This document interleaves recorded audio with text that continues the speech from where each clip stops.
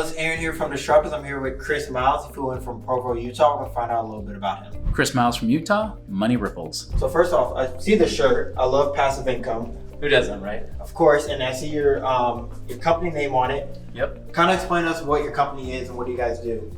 Yeah, Money Ripples, what we do is really help people create passive income, like true passive income, right? Gotcha. Not like the side business type stuff, but get your money working harder for you so you don't have to work so hard for your money. So your money can actually create enough passive income so that you're work optional. You work because you want to, not because you have to. Where'd you come up with the name Money Ripples from? I was actually out on a run. You know, I was trying to come up with a new company name. I was looking for like a cool website that had like cash flow in it, something Robert Kiyosaki-esque, right? But nothing was quite jiving with me. And then I remember one morning I thought it was just frustrating me. I had spent weeks on this. I was out for a run and I remember just thinking, what's my vision? And my vision was really about the people I'd already helped to that point. You know, people like there's this couple in North Dakota that we'd helped them free up $6,000 a month of cash flow.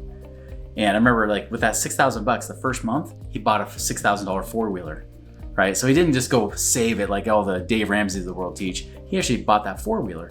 And that changed his life because his wife said, listen, that four-wheeler, somebody might shame us for that. But here's the thing, is that my husband was working 6 days a week, too tired on the weekends to even spend time with us as a family. He was a shell of himself. For him to get permission to really take off like the weekend, right? You know, even work like 4.5 days a week, take off the whole weekend with the family. So you don't realize that four-wheeler, it represents the fact that I got my husband back and my kids got their father back. And I remember thinking about that and how that impacts that family and really their community and how it can ultimately create a ripple effect across the world. And that's when the name Money Ripples came to mind, and that's what it's been ever since. So Money Ripples, how long have you been running the company? Now it's been 11 years. 11 years? Okay, so what got you kind of started into it altogether? Well, you know, it started out, I actually used to be a financial advisor back in the day. Oh. But the thing is, after several years of doing that, I remember, you know, realizing that none of my clients were truly financially free, right? They were still saving forever.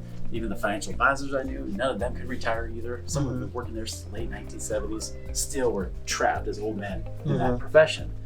And I realized nobody was becoming free. But real estate investors, that was a different story. Because when you see real estate investors, there's a lot of these guys, sometimes in their 20s and 30s, free as can be, able to live the life that they want. And I realized, do I stay there or do I jump ship and do something else? And so I left. I left being a financial advisor, actually became financially independent when I was 28, almost 29 years old for the very first time. Wow. And wondered what to do with the rest of my life. And the thing is, I love being a teacher. That's the kind of the big thing I'd love to do. And I was either going to teach ballroom dancing or money. So I ended up teaching about money instead. Like people kept saying, well, how'd you do it? How'd you retire so early? Yeah. And so that, it really, not because I wanted to, but really I was called to it. Gotcha. And it was something that can really help people be able to do the same thing, is that they can get to be work optional. And I did see you did a short. You said like you were in $1 million in debt. Yeah. And now you're up. Like, how did that happen? And then how'd you get yourself out of that? Yeah, a lot of people ask me, how did you retire twice? Yeah. Well, easy, I screwed up the first time. Right? Oh, okay. So I was able to retire in 2006. Mhm. Came out of retirement, started a new business. This business was focused towards flippers and real estate investors. And lo and behold, the recession hits. Everybody's going broke. We're suffering in our business. I'm suffering personally with my real estate. And so I went from millionaire to upside down millionaire. I was over $1 million in debt.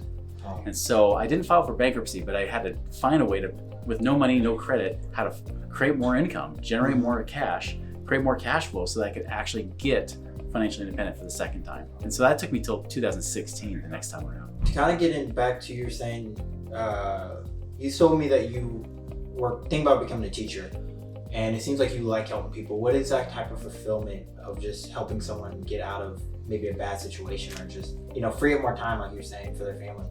Yeah, you know, like, I never really wanted to be like a school teacher, but I've always loved be able to give somebody a leg up through education or some kind of information that helps people. I mean, I remember in 4th grade, I remember helping out kids in my class doing the Oregon Trail game, because I'm from Oregon, right? I remember that game. And so we were not just doing the computer game, we had like this live board, like up on the wall type of game.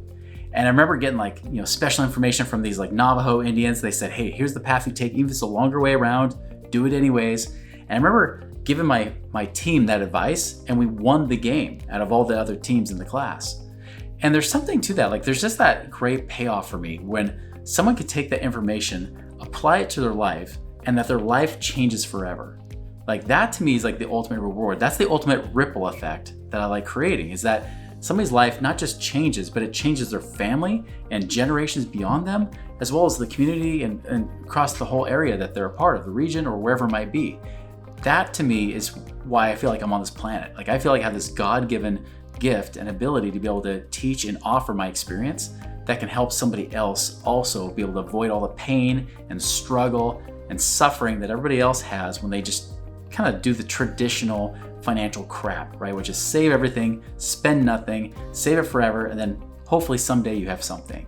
I don't think that's right. I think people are meant to live a life where they can express themselves and live their passions and their dreams. My last question is, someone that is trying to get where you're at, you've retired twice.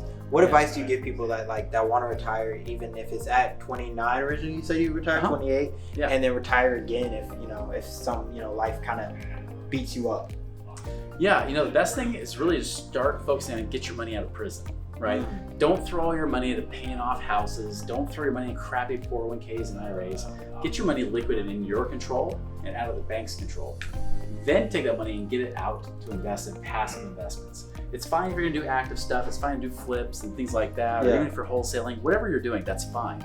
But take that profit as well and invest it to create multiple streams of income. You do that, even if the whole industry goes down, like if it just burns because government's being stupid or another COVID happens or whatever might happen, still, if you get that multiple streams of passive incomes coming in, that's gonna help you survive no matter what. I like that term, get your money out of prison. I've never heard that. Yeah. It makes some sense. I like that. Well, if you guys want to find out more about Chris, make sure to tune into his podcast. See you later.